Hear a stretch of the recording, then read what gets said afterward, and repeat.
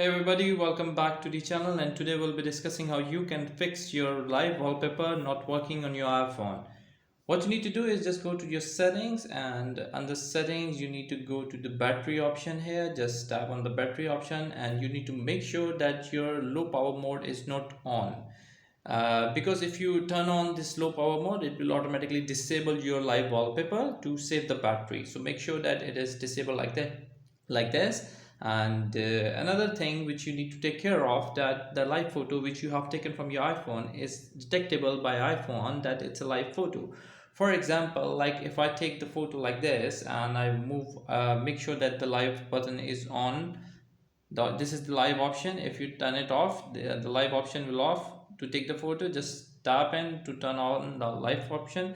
Now for example, this is the object and I'll take the photo, and it will still, hopefully iPhone might not detect, because the light and the object is not clear and the background will shuffle around. So for example, if I take the photo like this,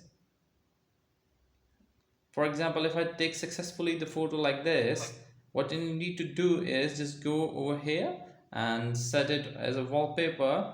And if you see that, the option will show that if it is detectable to iPhone that it's a live photo or not. So let's see if it detected or not. Yes, this is the live wallpaper. I can set it from here. It means that iPhone has detected that it's a live photo, and you can set it down as a live photo as a wallpaper. So that's how you can actually set it up.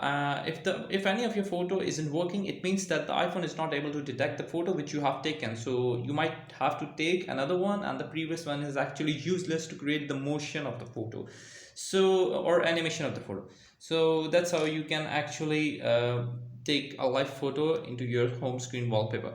I hope this video helping out in setting up this, and I hope you keep liking our tutorials. For more tutorials like this, please subscribe and share or support us. Bye bye.